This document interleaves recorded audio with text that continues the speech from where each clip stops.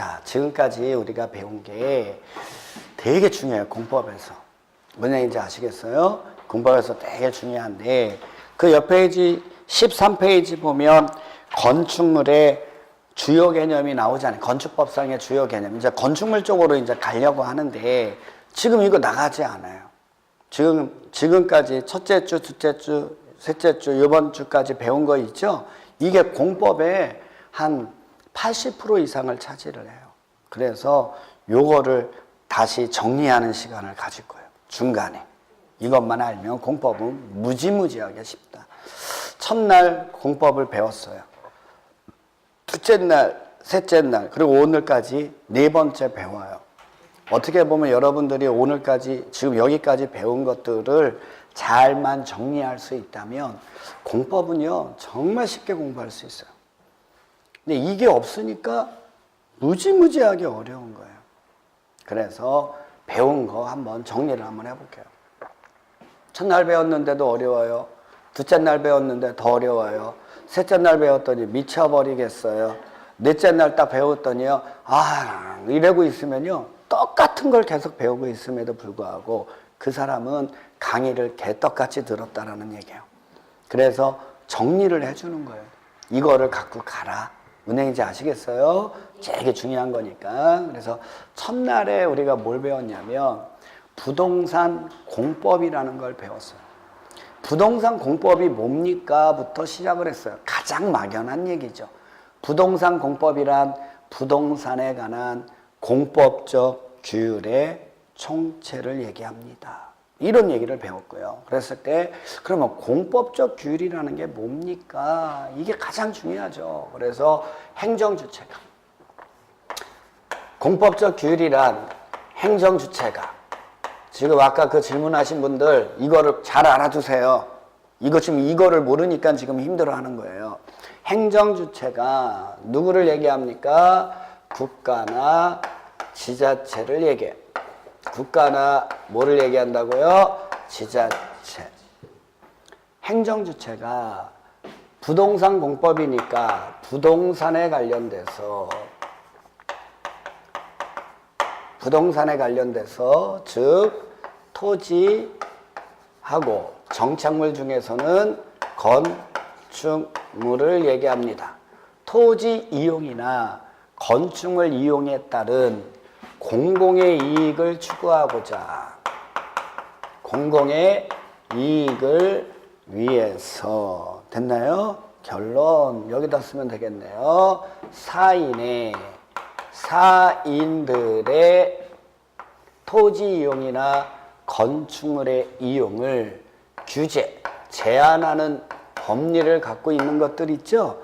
이런 것들은 그 법 이름이 무엇이든 그게 국토의 계획 및 이용에 관한 법률이든 도시개발법이든 도시 및 주거환경 정비법이든 건축법이든 주택법이든 농지법이든 이러한 논리구조를 갖고 있는 법들은 다 뭐라는 거예요? 공법이라는 거예요. 그래서 공법하에서는 사인은 규제 대상이 되는 거죠. 무슨 얘기인지 아시겠어요? 이게 그 얘기를 지금까지 우리가 공부를 하게 되는 거예요. 그래서 토지는 부동산 중에서 뭐는요? 토지는 무제한적이다 아니면 한정적이다. 그게 이제 학개론 시간에 토지의 자연적 특성을 배웠을 거예요. 그게 뭘 얘기하는 거냐면 부증성을 얘기해요. 부증성 때문에 제한적이기 때문에 부증성 때문에 파생되는 문제가 뭡니까? 공공복리 증진이라는 말이 나올 거예요. 아마 학개론 시간에 아마 그렇게 배울 거예요. 됐어요? 그거는 부증성이라는 건 면적이 늘어나지 않는다라는 거죠. 그럼 그 얘기는 한정적이라는 얘기예요. 따라서 한정적인 토지의 이용을 통해서 공공의 이익을 추구하려면 이 토지는 경제적이고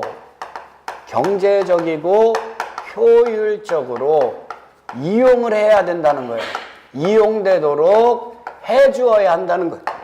누가요? 행정주체가요. 사인이 아니라 행정주체가 한정적인 토지를 통한 공공의 이익을 증진하려면 그 한정적인 토지의 이용은 경제적이고 효율적으로 이용되도록 해줘야 된다라는 거예요. 맞잖아요. 그래서 이 토지를 경제적이고 효율적으로 이용할 수 있도록 하기 위한 각종의 행정 수단들을 종합하고 조정해 놓겠다라는 거예요. 그래서 토지에 대해서는 뭘 수립한다? 행정 계획을 수립한다는 거예요. 그래서 토지의 이용은 항상 무엇에 의한다? 행정 계획에 의해서 이루어진다라는 논리를 우리가 배우게 된 거고. 됐어요? 이 행정 계획은 누가 수립하는 거다? 행정 주체가 수립한다는 얘기고. 맞아요? 이 행정 계획은 다른 거 아니다. 토지를 경제적, 효율적으로 이용해 나가기 위한 수단들, 행정 수단들을 모아놓은 것에 불과하다.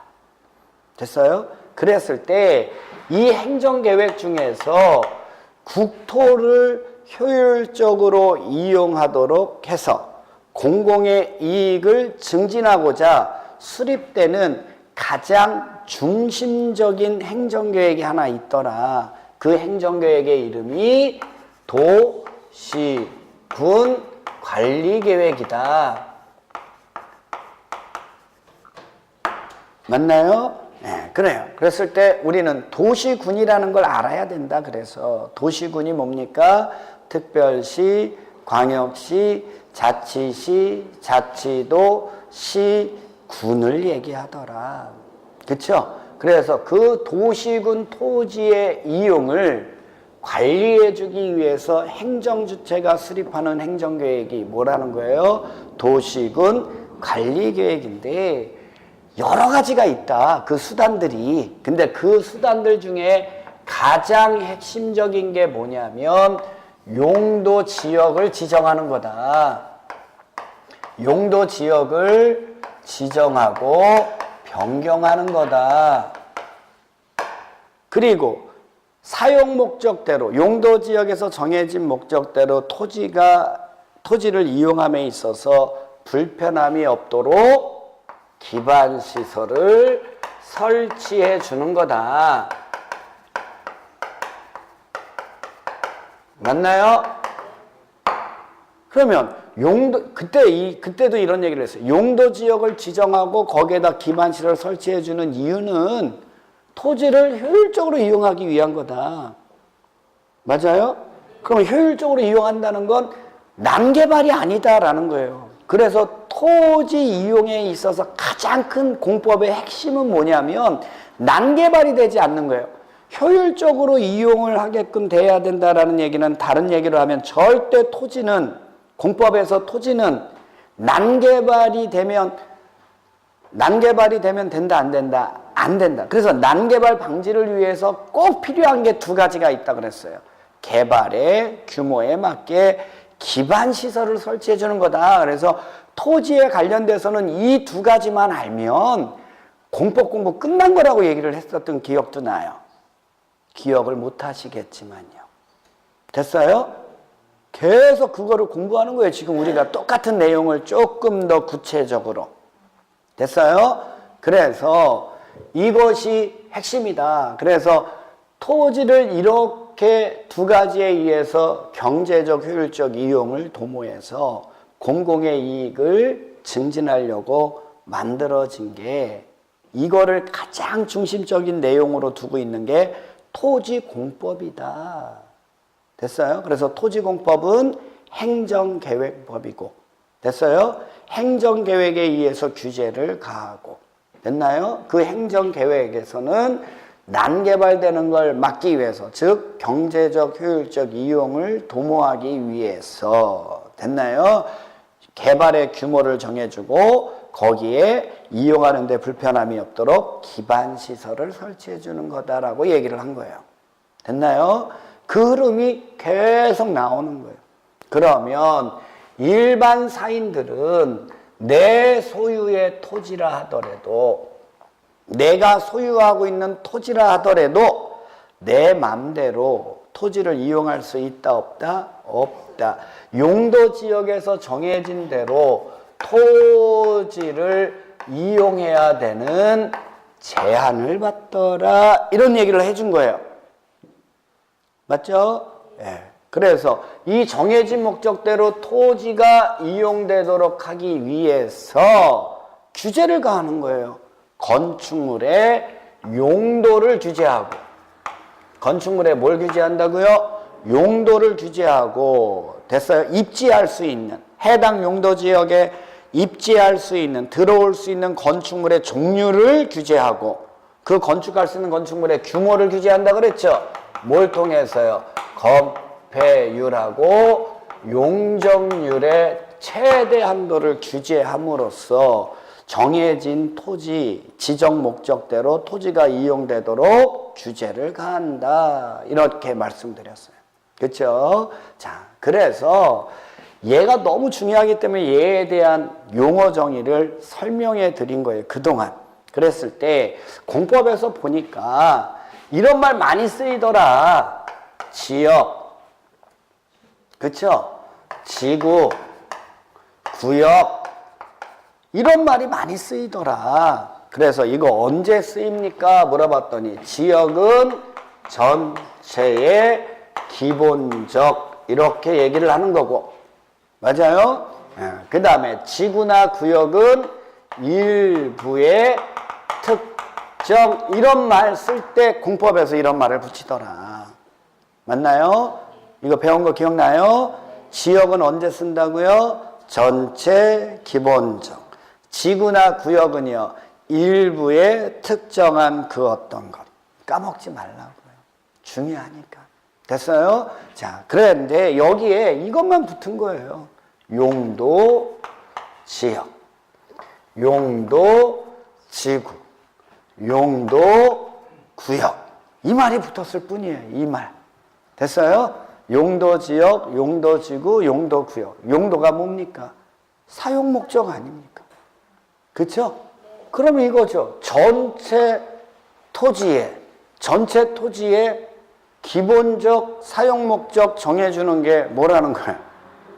그래요, 그거예요. 갖다 붙이면 되잖아요. 전체 토지니까 국토죠. 전체 토지가 국토 아닙니까? 국토에 기본적인 사용 목적을 정해주고자 도시군 관리계획으로 결정해서 지정, 변경하는 게 뭐라는 거예요? 용도 지역이다. 그쵸? 그래서 이 용도 지역은 크게 도, 관, 농, 자. 도가 뭐죠? 도시지역. 관은요, 관리지역.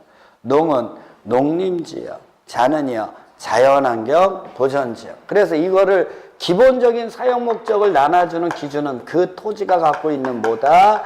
특성이다. 그래서 이 도시지역은 다시 네 가지로 나뉘는데 주거지역, 상업지역, 공업지역, 녹지지역. 주거지역 다시 또 나뉘는 거 아시죠? 네, 그거는 얘기하지 않을게요. 그거는 공부하세요. 이 개념을 통해서. 됐어요? 네, 이렇게 나뉘고 관리지역도 나뉘죠? 네, 근데 얘는 철험지역이다. 그래서 농림지역처럼 자연환경보전지역처럼 도시지역처럼. 됐어요? 자연환경보전지역처럼 보전관리지역. 농림지역처럼 생산관리지역.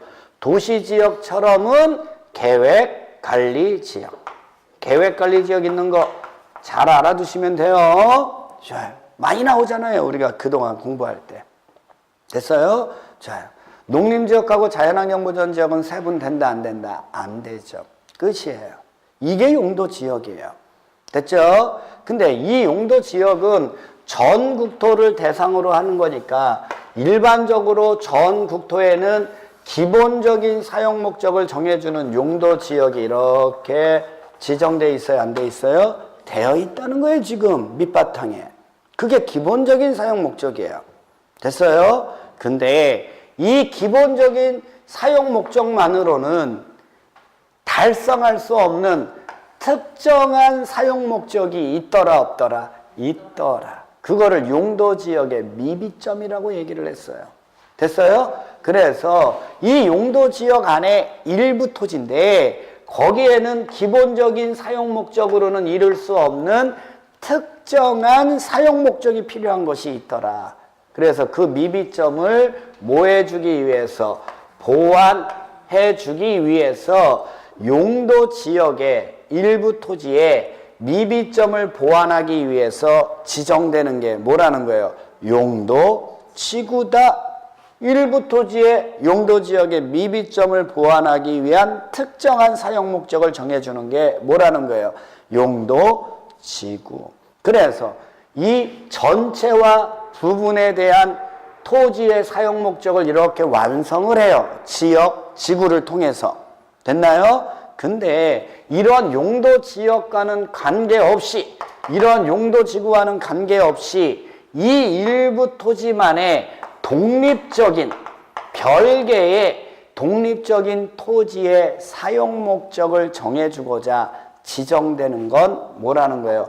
용도구역이라고 얘기를 했어요. 맞죠? 그래서 종류는 5가지 있다 그랬죠? 입지규제, 채서구역, 시가와 조정구역, 개발, 제한구역, 도시자연, 공원구역, 수산자원, 보호구역, 이런 5가지가 있더라. 그 중에서 우리가 잘 알아둬야 되는 건 입지규제, 채소구역하고 시가와 조정구역이다. 이 2가지를 좀 잘 알아두시라고. 됐나요? 그래서 여기다 써주면 이 용도지역의 미비점을 보완하기 위해서 도시군 관리계획으로 용도지구라는 거를 지정하고 변경하고, 용도지역과 용도지구와는 관계없이 독립적인 사용 목적을 정해주고자 별개로 지정되는 게 용도구역이더라. 됐어요? 그래서 첫 번째 도시군 관리계획의 첫 번째 내용이에요. 용도지역, 용도지구, 용도구역을 지정하고 변경하는 게 도시군 관리계획이더라. 됐어요? 얘는 토지의 사용 목적 정해주는 거죠. 그랬을 때 우리가 왜 얘를 가장 핵심적인 것이라고 보는 거예요? 기본적인 사용 목적을 정해주는 거니까. 됐어요? 그래서 용도, 지역, 지구, 구역이라는 것도 이것만 알면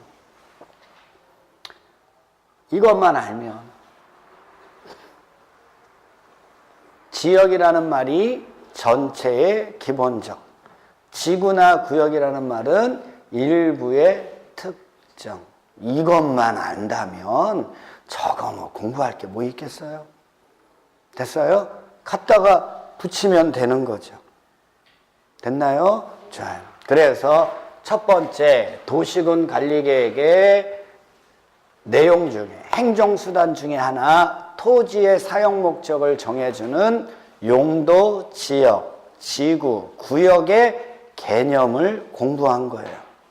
그쵸? 그 다음에 이제 우리가 요 기반시설이라는 걸 공부하는데, 그쵸? 기반시설이라는 게 뭡니까? 뭐긴요.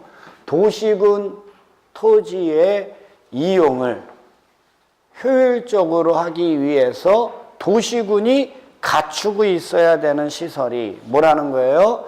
기반시설이라는 거예요. 됐어요? 이게 여기 써 있는 게 이거잖아요. 이거를 이해한다면 기반시설이라는 게 뭡니까? 물어보면, 도시군 안에서 토지를 효율적으로 이용해 나가기 위해서 그 도시군이 갖추고 있어야 되는 시설이 뭐라는 거예요? 기반시설. 이미 여기 다 써 있는 거예요. 이 구조를 안다면요. 머리로 공부하는 게 아니라 정말 여러분들이 얘기하는 것처럼 마음으로 이해하는 공부를 해서 수업을 들었다면 이제 이 얘기만 나오면, 이렇게만 써주면 기반시설이 뭐겠네? 라는 걸 알아요. 근데 지금 기반시설이 뭡니까? 물어보면 대답을 못하는 사람들은요, 이거 머리로 공부한 거예요, 머리로. 장식품에 불과한 머리로 공부를 하니까 이거를 구별을 못하는 거예요. 그래서 기반시설이라는 건 도시군 토지를 효율적으로 이용해 나가기 위해서 도시군이 갖추고 있는 시설이 뭐라는 거예요? 기반시설이에요. 그렇죠? 그래서 그 역할하는 거에 따라서 7가지로 나뉘어지죠. 교통시설이라는 게 있는 거죠. 뭐 한 가지 교통시설의 예를 들어보세요. 뭐가 있겠어요? 교통시설에 해당하는 기반시설 한 가지 예를 들면 도로. 그래요, 도로. 그런 게 교통시설이라고요. 그런 역할을 한다고. 두 번째는 공간시설이라는 게 있는 거죠. 공간시설 역할하는 거 하나만 얘기해 보세요. 공원. 됐죠? 그 다음에 유통공급시설이라는 게 있는 거죠. 한 가지만 얘기해 보세요. 전기. 됐어요? 통신. 뭐 이런 거 얘기하는 거겠죠. 그 다음에 공공문화체육시설이라는 거 있어요, 없어요? 있어요. 공공문화체육시설이니까 아무거나 하나 얘기해 보세요. 공공시청. 그렇죠? 예. 운동장, 체육. 그런 건 공공문화체육시설이고. 방제시설이라는 거 있죠? 재해를 예방하기 위한 거니까 대표적인 거 뭐 있어요? 하천, 저수지 같은 거고. 됐어요? 그 다음에 보건위생시설이라는 거 있어요, 없어요? 있어요. 보건위생시설은 건강, 죽음하고 관련된 거라 그랬죠? 종합의료시설, 장례식장, 화장시설 같은 거 얘기하고. 환경기초시설이라는 거 있죠? 환경기초, 쾌적한 환경을 갖기 위해서 기초적으로 갖추고 있어야 되는 시설. 더러운 걸 깨끗하게 처리하는 시설 같은 거죠. 그러니까 하수도, 폐기물 처리 시설. 됐어요? 하수도, 폐기물 처리 시설. 그 다음에 폐차장 같은 거 얘기하는 거죠. 됐어요?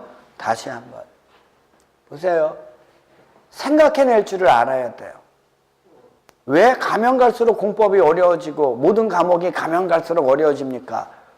거기에서 쓰는 용어를 모르고 거기에서 쓰는 법리를 모르니까 엉뚱한 거 막 들이대니까 힘들고 어려운 거예요. 됐어요? 왜 안 외워집니까? 왜 외웠다가 왜 까먹습니까? 모르니까 까먹는 거죠. 모르는 걸 억지로 집어넣으니까 까먹죠. 됐나요? 이거예요. 이거예요. 도시군 관리계획 여기까지 알잖아요. 이렇게 쭉 왔다는 거. 그러면 용도지역 알죠? 거기에 기반시설이 있어야 돼요. 그럼 갖다 맞히세요. 도시군의 토지의 이용을 효율적으로 하기 위해서 그 도시군이 밑바탕에 깔고 있어야 되는 시설. 그게 뭐라고요? 기반시설. 그러면 그 기반시설은 7가지로 나뉘어요. 뭐에 따라서? 하는 역할에 따라서. 교통과 관련된 역할을 하는 건 교통시설. 공간에 관련된 역할을 하는 건 공간시설. 유통공급에 관련된 역할을 하는 건 유통공급시설. 그렇죠? 공공문화체육에 관련된 건 공공문화체육시설. 됐어요? 재해를 예방하기 위한 건 방제시설. 건강, 죽음, 보건위생과 관련된 건 보건위생시설. 환경에 관련된 건 환경기초시설. 그래 놓고 생각해내면 그거 뭐 되는 거 아니겠어요? 그쵸? 근데 그거 없이 외우려고 하면 틀리는 거예요. 됐어요? 좋아요. 그 다음에 이제 이런 것도 배웠죠. 이러한 기반시설 중에서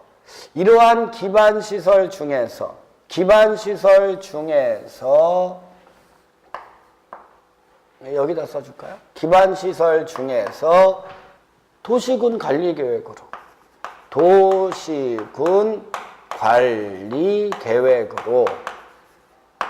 결정된 시설이 있어요, 없어요? 결정된 시설이 있을 거 아니에요. 그쵸? 그걸 뭐라고 한다고요? 도시군계획시설. 이거 배운 거예요.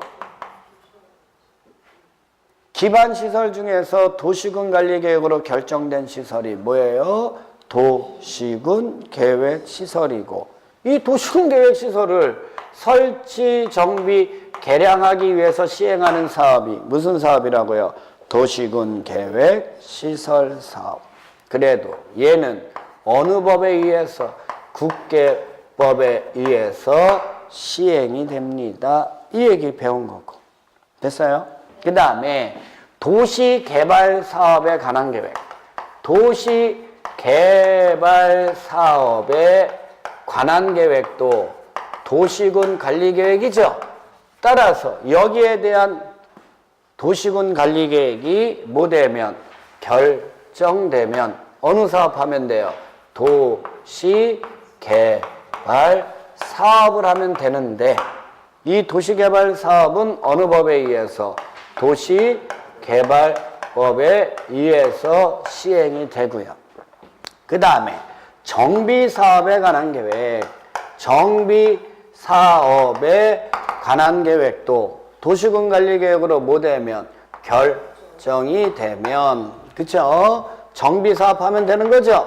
정비사업을 시행하면 된다. 근데 정비사업은 어느 법에 의해서? 도시 및 주거환경. 이제는 이제 이렇게 얘기할 수 있어야지. 다 배웠으니까. 도시 및 주거환경 정비법에 의해서 시행이 됩니다. 됐어요?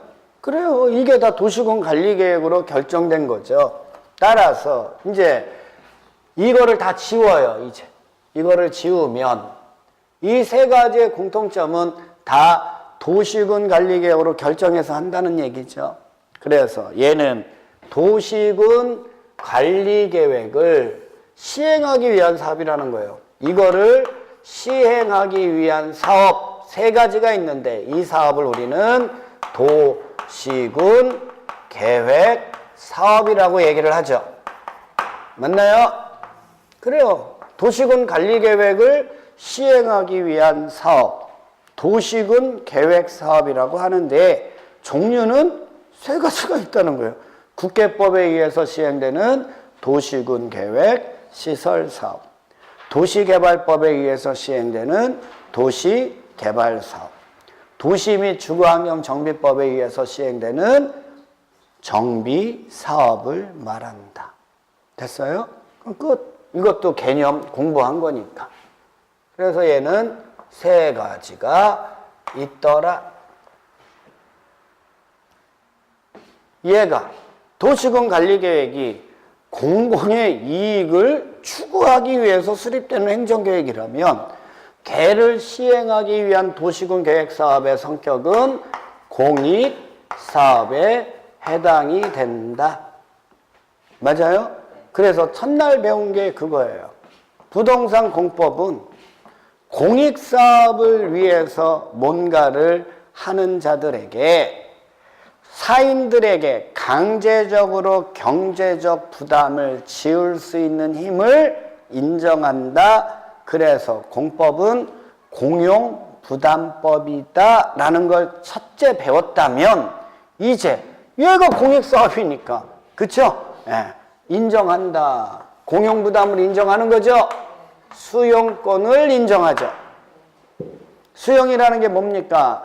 공익사업을 시행하는 자가 그 공익사업에 필요한 최소한도의 범위 안에서 사인의 토지 등을 현금으로 보상하고 강제적으로 취득할 수 있는 힘이 뭐라는 거예요? 수용권이다. 그렇죠? 그래서 그 개념을 알면 수용에 관한 일반법은 어느 법이라는 거예요? 공치법. 수용이라는 개념 알잖아. 여기 봐봐. 수용이라는 게 뭐라는 거예요? 공익사업을 시행하는 자가 그 공익사업에 필요한 범위 안에서 최소한도로 사인의 토지 등을 보상하고, 뭐로 보상하고? 현금으로 보상하고 강제적으로 취득할 수 있는 권리가 뭐라고요? 수용이요, 수용. 그게 수용이죠. 그러니까 수용에 관한 일반법은 공익사업을 위한 토지 등의 보상 및 취득에 관한 법률이겠죠. 그쵸? 뭐가 길어요? 이거를 아는데. 이거, 수용이라는 개념을 알고 그 법을 봐야지. 이거 없이 그거를 외우려고 그러니까 어렵죠. 수용이라는 게 뭐라고요? 공익사업을 시행하는 자가 사인의 토지 등을 현금으로 보상하고 강제적으로 취득할 수 있는 권리 아닙니까? 공익사업을 위한 토지 등의 보상 및 취득에 관한 법률, 이게 수용이죠. 이해하셨어요? 그래요. 그러니까 자꾸 머리로 공부하지 말고 수용이라는 개념을 알면 그거를 활용할 줄 알아야죠.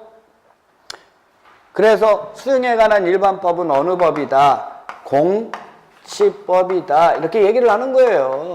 그렇죠? 그래서 이 공치법에서는 수용하려면 공익사업이어야 합니다.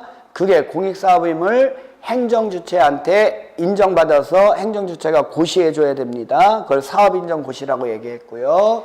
그쵸? 그리고 재결신청기간은 사업인정고시가 있는 날로부터 1년 안에 시행자가 신청하면 됩니다. 이렇게 돼 있음에도 불구하고 얘네들은 다 공익사업이다. 맞죠? 공익사업이 의제되죠?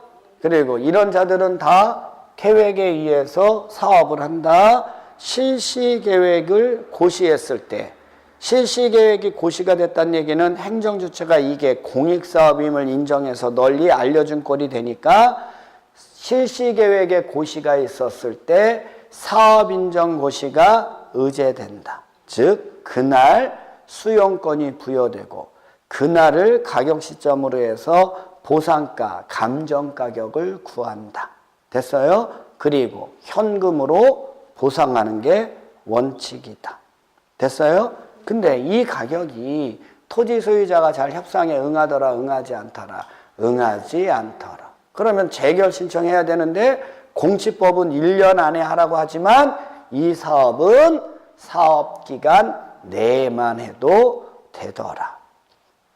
이 세 가지의 특례를 제외하고 나머지 수용에 관해서는 다 어느 법을 준용하라고요? 공치법을 준용해라. 이런 걸 배웠을 거예요. 그렇죠? 그래서 자, 첫 번째 수용권을 인정한다. 그 다음에 이제 이거를 공부하기 전에 뭘 가르쳐 줬냐면 개발과 정비라는 걸 가르쳐 줬어요. 이 사업을 가르쳐 준 게 아니라요. 토지를 개발한다는 거, 토지를 정비한다는 게 뭡니까? 라는 걸 가르쳐 준 거예요. 가보죠. 토지를 개발합니다. 정비합니다.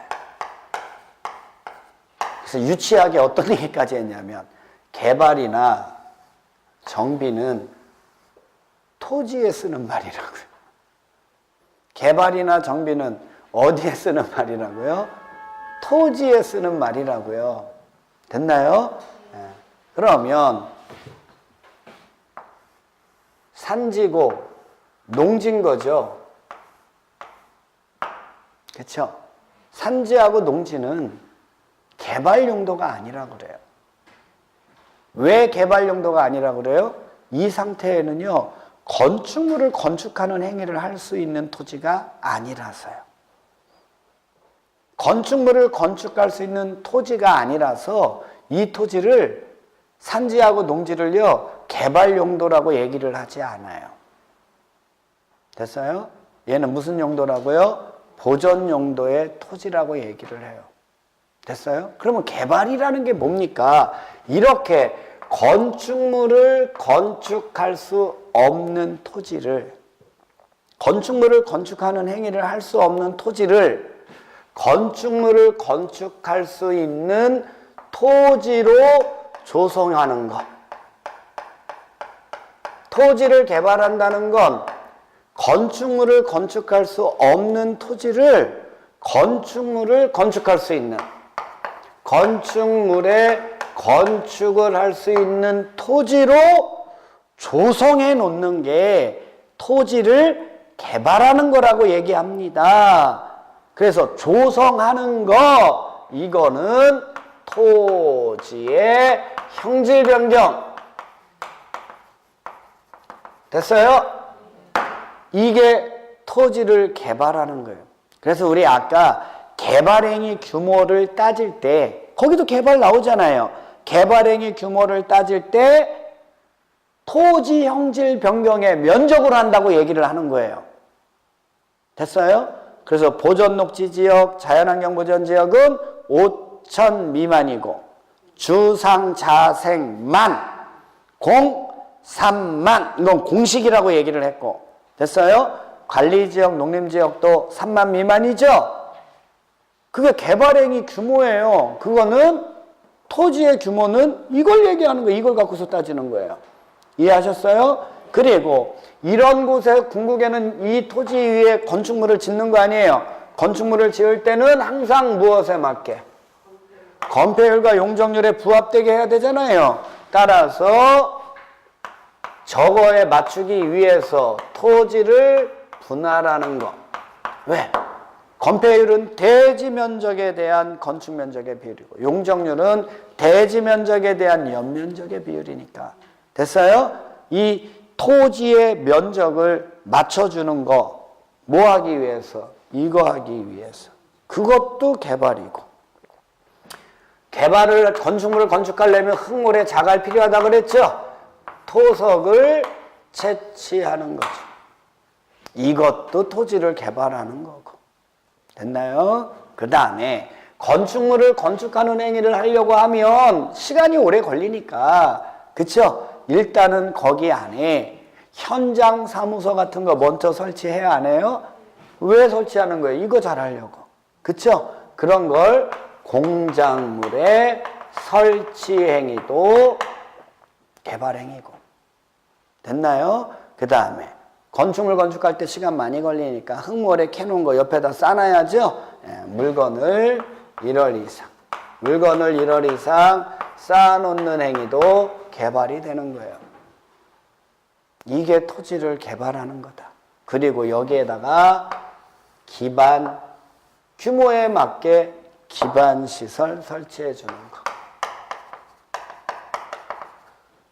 이게 토지를 뭐 하는 거다? 개발하는 거다. 됐죠? 그래서 가는 거예요. 도시개발사업은 공익사업이다. 그래서 도시개발법에 의해서 뭐를 지정한다고요? 도시개발구역을 지정해요. 도시개발구역을 지정한다. 말 그대로 구역 일부의 특정. 이거죠. 그 일부인데, 일부 토지인데, 특정인데 그 특정이 뭐냐? 이걸 도시 개발할 목적으로 사용해야 될 특정한 토지. 도시개발구역을 지정한다.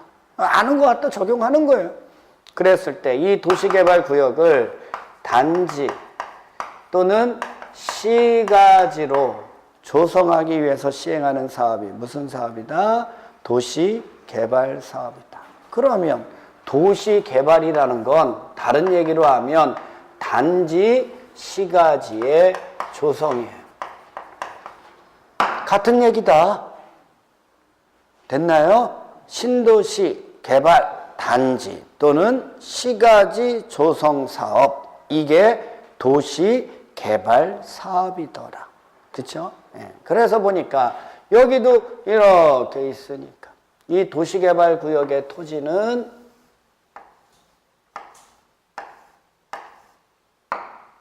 이거였었죠. 그렇죠? 네, 이런 토지를 개발이니까 건축물을 건축할 수 있는 토지로 조성하고 여기에 기반시설 설치해 주는 거다.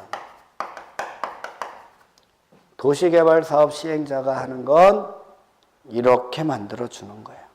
됐어요? 그래서 이 토지를 갖고 있는 소유자에게 사업이 다 끝나고 난 다음에 건축물을 건축할 수 있는 토지로 조성해서, 맞아요? 강제적으로 이렇게 교환해 주는 걸 뭐라고 한다고요? 환지라고 하더라. 이런 걸 환지라고 해요. 됐어요? 그래서 공익사업의 시행자가 환지권을 행사하려면 먼저 뭐부터 작성하라고요? 환지계획. 뭐부터 작성하라고요? 뭐부터 작성하라고요? 환지계획, 토지교환계획. 토지의 강제적 교환 계획인 환지계획을 작성해라. 환지권 행사하려면. 됐어요? 그랬을 때 환지계획은 어떻게 작성합니까? 뭐별로 작성한다고요? 뭐별로요? 어떻게요? 어떻게요? 적응한지 하라고요. 이거 정도는 알아둬야 된다고 그랬는데. 그쵸? 환지계획은 어떻게 작성한다고요?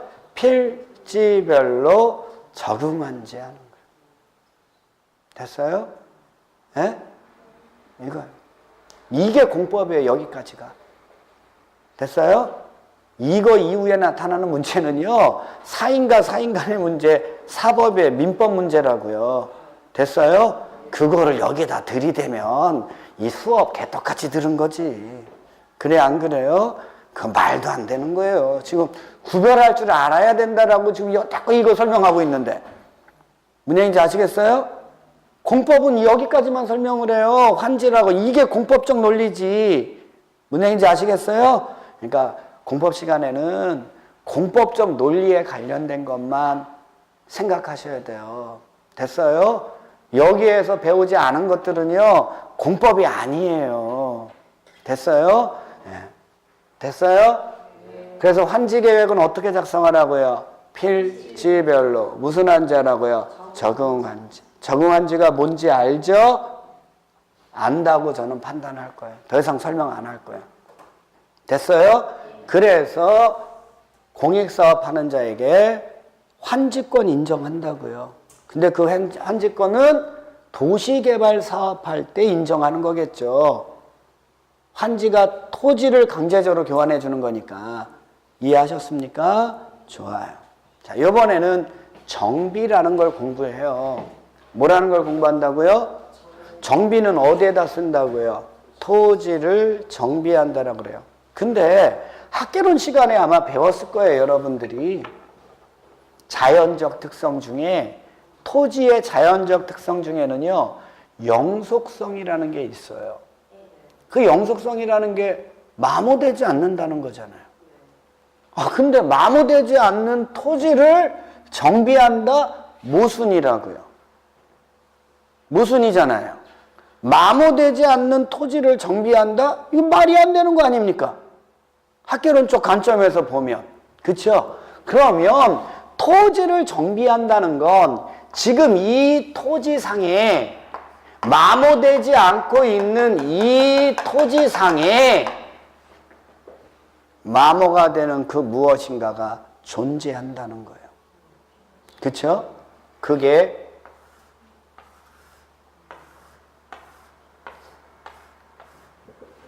이런 게 존재한다는 거죠.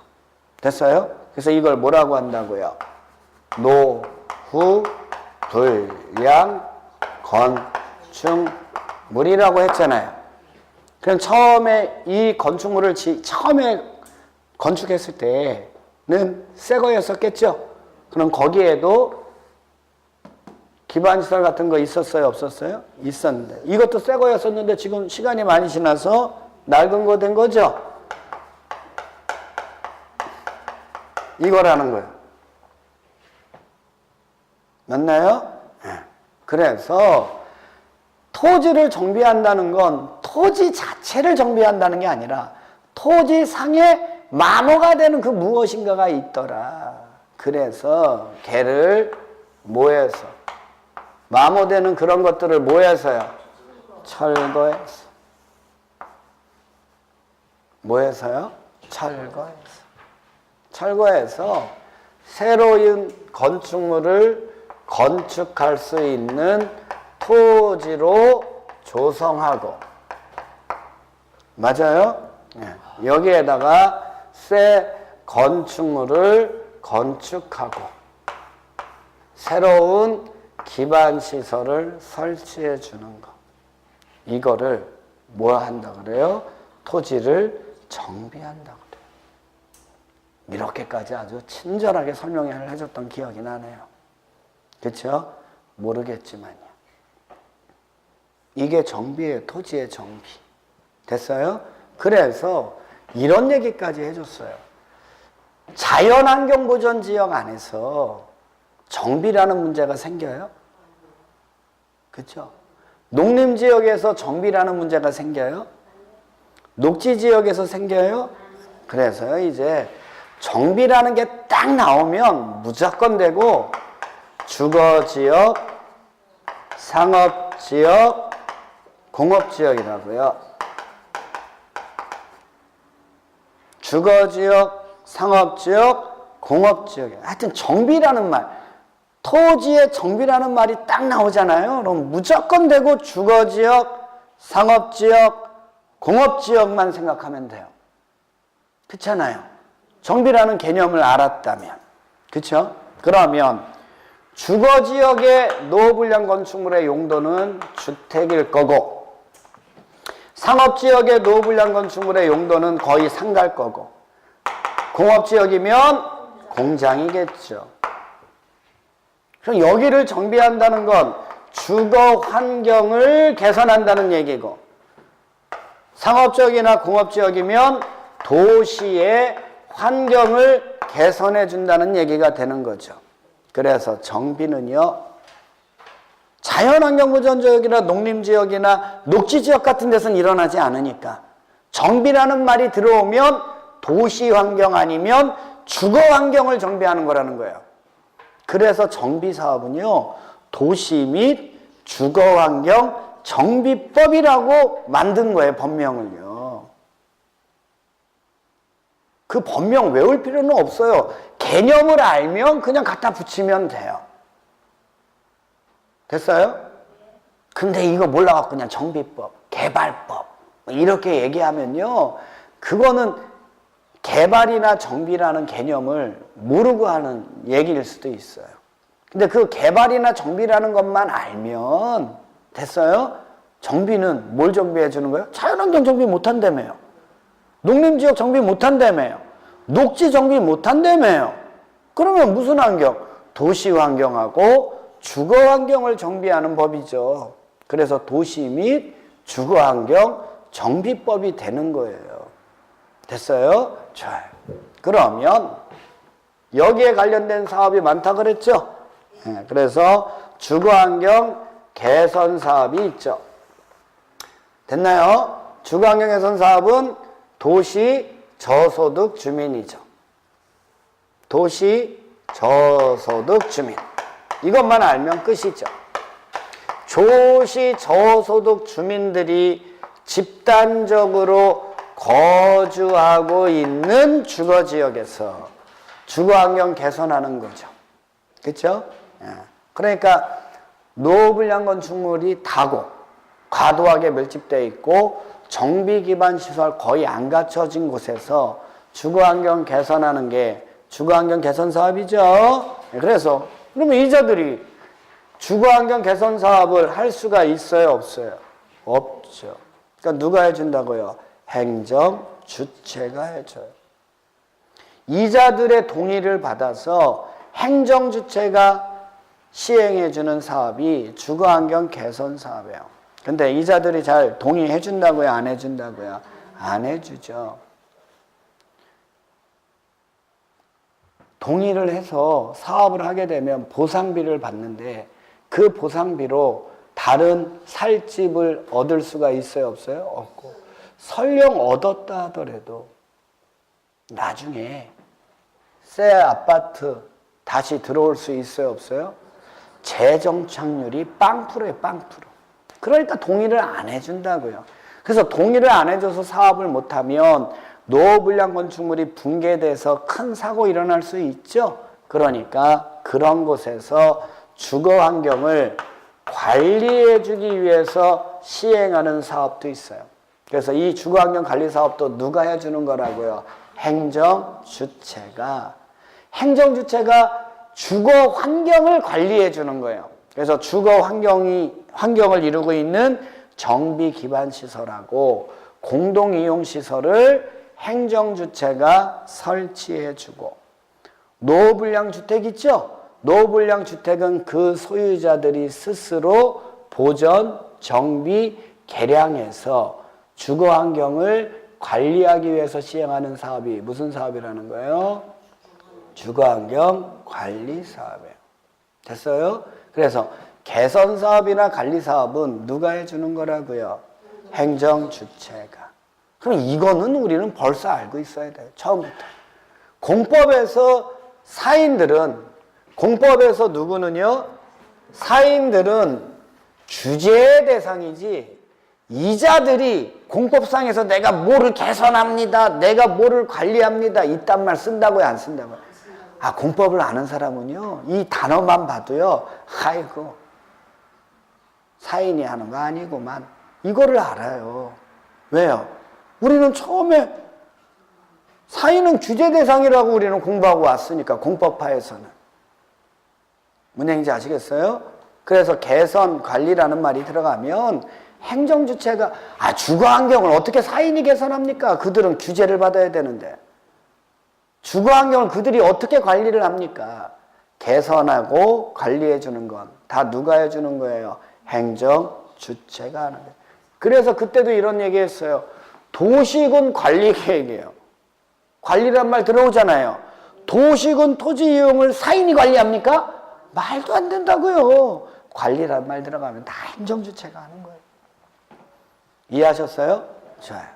그 다음에요, 주택 재개발 사업이라고 있어요. 자, 여기에서는 어디에 신경을 써야 된다 그랬어요? 우리가 배운 단어가 개발이잖아요. 개발. 개발에다 신경 써야죠. 개발이라는 건 이거 설치해 주는 거, 이렇게 만들어 주는 거란 말이에요. 맞아요? 그러니까 주택 재개발 사업은 정비 기반 시설도 열악해요. 그리고 노후불량 건축물이 밀집되어 있어요. 됐어요? 그런 곳에서 주거 환경을 개선하기 위해서 시행하는 사업이 무슨 사업이라고요? 주택 재개발 사업이죠. 됐나요? 그 다음에 주택 재건축 사업이죠. 여기서 우리가 신경 쓸 거는 건축이죠. 건축은 건축물에 관련돼서 쓰는 거예요. 됐어요? 그러면 건축물만 다시 건축해 준다는 얘기 아닙니까? 그럼 얘는 정비 기반 시설은 양호하죠. 정비 기반 시설은 양호한 거예요. 그러니까 건축물만 다시 건축해 준다는 얘기 아니에요. 노후불량 건축물이 밀집된 곳에서 주거환경 개선하기 위한 사업이 주택 재건축 사업이죠. 맞나요? 그러면 헌집 갖고 있는 사람이 새 집 갖고 싶어서 하는 사업이죠. 헌집 갖고 있는 사람이 새 집 갖고 싶어서 하는 사업이에요. 맞아요? 헌집 갖고 있는 사람이, 노후불량 주택을 갖고 있는 자가 새로운 주택을 갖고 싶어서 하는 사업이 주택 재건축 사업이니까 공익성이 강합니까? 사익성이 강합니까? 그래요. 정비사업 중에서 사익성이 강한 사업이 무슨 사업이에요? 재건축 사업이에요.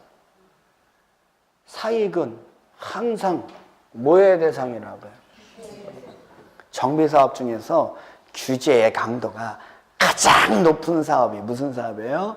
주택 재건축 사업인가. 이 말만 갖고서도 벌써 딱 정리하고 갈 줄 알아야 돼요. 됐어요? 그 다음에 가로주택 정비사업 있죠? 가로주택 정비사업은 어디에서 일어나는 거라고요? 가로구역에서 하는 거예요. 정비구역에서 하는 게 아니라. 가로주택 정비사업은 정비구역이 아니라 어디에서 한다고요? 가로구역에서. 그러면 정비구역하고 가로구역 어디가 더 넓고 더 넓어요? 정비구역이 넓고 가로구역은 조그마죠? 그러니까 가로구역에서 소규모로, 가로구역에서 무슨 규모로요? 소규모로 주거환경 개선하기 위해서 시행하는 사업이 무슨 사업이다? 가로주택 정비사업. 이번에는 상업지역, 공업지역에서 이루어지는 사업 하나 있는 거죠. 예. 그게 도시환경이죠. 도시환경 정비사업은 상업지역, 공업지역에서 주거환경이 아니라 도시환경을 개선하기 위해서 시행하는 사업이 되는 거죠. 맞나요? 그래요. 이거예요. 그래서 정비사업은 몇 가지밖에 없다고요? 6가지밖에 없다고요. 정비사업은 6가지밖에 없어서 이 6가지 사업만 잘 정리를 해놓으면 정비사업은 공부할 게 없어요. 근데 한 3월달 정도 되면 이런 사람 나온다 그랬죠? 나는 공법 중에서 정비법이 제일 어려워. 왜? 사업이 6개나 돼서 너무 많잖아. 그거 제대로 된 얘기라고요? 잘못된 얘기라고요? 잘못된 얘기라고요. 얘는 사업이 이 6가지밖에 없으니까 6개만 딱 규정을 해요. 도시개발 사업은요, 주택단지 만들 수도 있고요, 유통단지 만들 수도 있고요, 정보통신단지도 만들 수 있고요. 됐나요? 환경단지도 만들 수 있고요, 교육단지 만들 수, 이 사업의 종류가 너무 많아요. 도시개발 사업은 사업의 종류가 너무 많기 때문에 걔를 일일이 다 나열할 수가 없는 거예요. 그러니까 도시개발 구역 안에서 단지 또는 시가지를 조성하는 사업이 도시개발 사업입니다 라고 표현하고 있는 거예요. 도시군 계획시설 사업은 기반시설 중에서 도시군 관리계획으로 결정된 시설, 도시군 계획 시설이죠. 걔를 설치, 정비, 개량하는 사업이에요.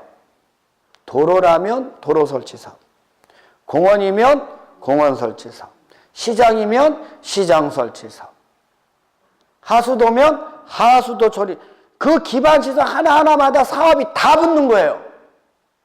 그러니까 그걸 일일이 다 나열할 수가 있어요, 없어요? 없으니까 도시군 계획 시설을 설치, 정비, 개량하는 사업입니다. 이렇게 표현하는 거예요. 사업의 종류는요, 얘네들이 훨씬 많아요. 특정화 지을 수가 없는 거죠. 근데 정비사업은 딱 6가지밖에 없어요. 그것도 주거지역이나 상업지역, 공업지역에서만 일어나는 6가지 사업밖에 없으니까 이 사업을 잘 정리해 놓자. 됐나요? 이 개념만 다 정리해 놓으면 얘는 끝난 거죠. 지워버리는 거예요.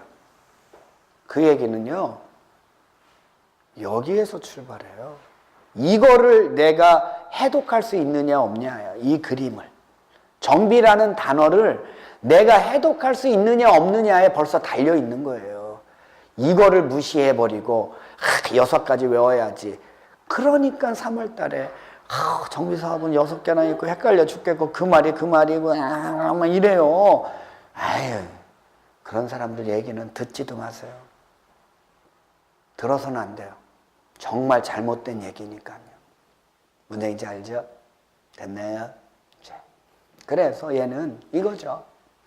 빨리 이것까지 끝내야죠.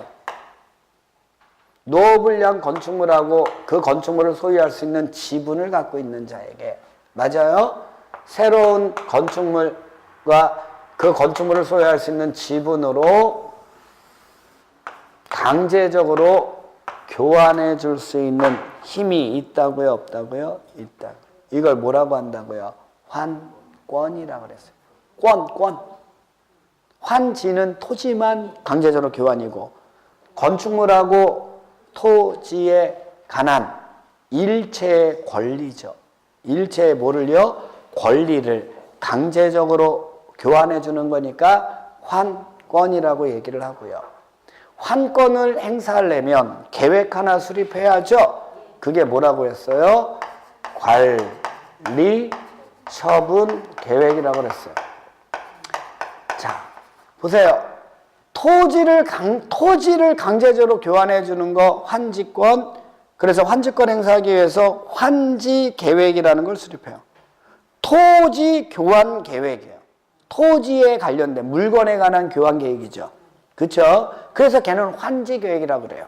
근데 지금 이 환권은요, 권리를, 건축물이나 토지에 대한 권리를 바꿔주는 거예요. 됐어요? 권리는 추상적이죠. 추상적인 거잖아요. 설령 이 건축물이 철거된다 하더라도 그 권리가 없어집니까? 그거 안 없어지는 거 아시죠? 등기법 잘 배우셨네. 네, 그래요.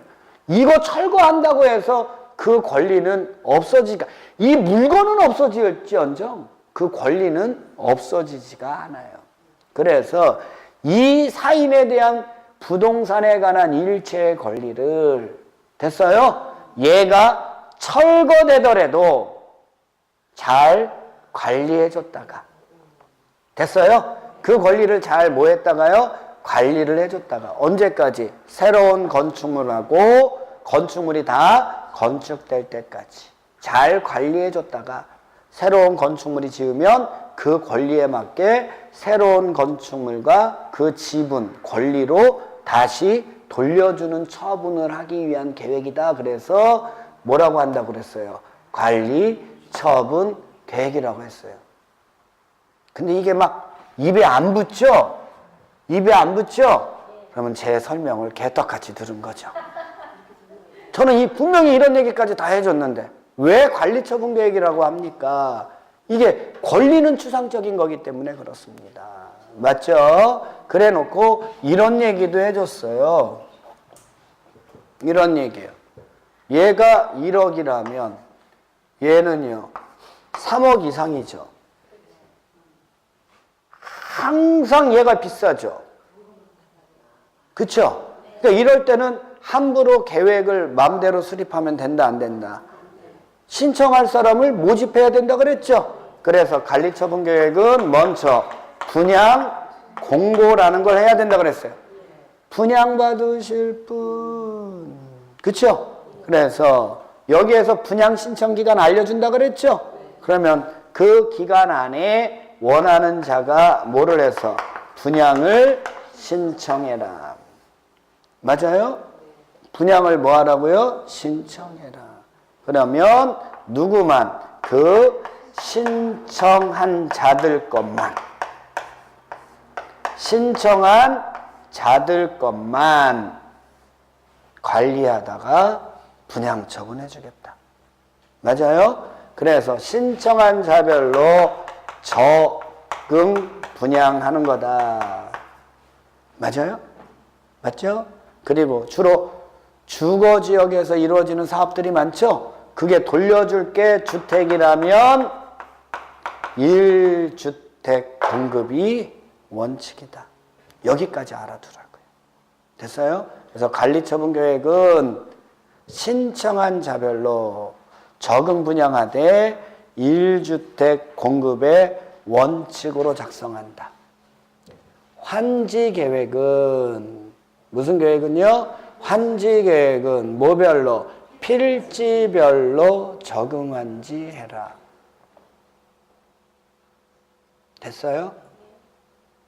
필지별로 적응한지 하라는 건 신청한다 안 한다? 그냥 시행자가 알아서 필지별로 환지 계획 작성해 준다는 거예요. 그래서 내가 환지를 받기 싫은 사람은, 내가 환지를 받기가 싫은 사람은 그 사람이 신청해야 된다는 거예요. 됐어요? 그러면 그자가 신청에 의해서 환지 부지정을 할 때는 임차권자 등에 못 얻으라고요. 동의가 있어야 된다는 거예요. 그렇지 않으면 환지 부지정 신청을 하더라도 환지 부지정 해준다 안 해준다. 그래요. 거기까지가 공법이에요. 거기까지가. 그 관점에서. 뭔 얘기인지 아시겠어요? 네. 공법적 영역하고 사법적 영역을 구별 못하면 안 되는 거예요. 됐어요? 근데 관리처분 방식으로 오면요, 가만히 있으면 분양부지정당해요. 됐어요? 가만히 있으면 분양부지정당하는 거죠? 원하면 뭐 하라는 거예요? 신청하래. 이게 환지하고 환권의 차이점이에요. 됐어요? 그거를 잘 구별해 주시면 되는 거예요. 이거는 안 지우고요. 여기까지만 지우고 여기에다가 정비사업이라는 게 뭡니까? 그러면 여기에다 이렇게 쓰면 되죠. 정비구역을 지정하고, 맞아요? 이 정비구역에서 정비 기반 시설을 정비하고, 맞아요? 그 다음에 자, 주택 등과 같은 건축물 있죠? 건축물을 건설하거나 개량하기 위해서 시행하는 사업이 무슨 사업이다? 정비사업이고요. 그럼 갑니다. 여기에서는 환지권을 인정하는 거죠. 그래서 뭘 작성한다고요? 환지계획. 어떻게? 필지별로 적용한지. 자, 여기에서는 관리, 처분, 계획을 수립하는 거죠. 얘는 신청한자별로. 무슨 분양? 적응 분양. 주택이라면 몇 주택? 1주택 주는 게 원칙입니다. 됐어요? 위에 세 가지는 다 수용할 수 있고요. 됐어요? 그래서 공익사업에 의한 토지를 개발 정비할 때는 수용권, 환지권, 환권을 인정한다는 거예요. 됐어요? 보호조치가 있다 없다? 있다. 보호조치라고요, 이게. 공익사업을 시행하는 자에게 엄청난 특혜를 준다고요. 이해하셨습니까? 그래요. 일단 지난 시간까지 배운 게 이거였었어요. 됐나요? 그때 그거 배울 때도 다 안다고 했는데 일주일 지나고 오고 나니까 백지네요. 됐어요? 그래서 다시 한번 정리해 드린 겁니다. 됐죠? 자, 여기까지 하고 잠깐 쉬었다가 나머지 부분 설명해 드릴게요.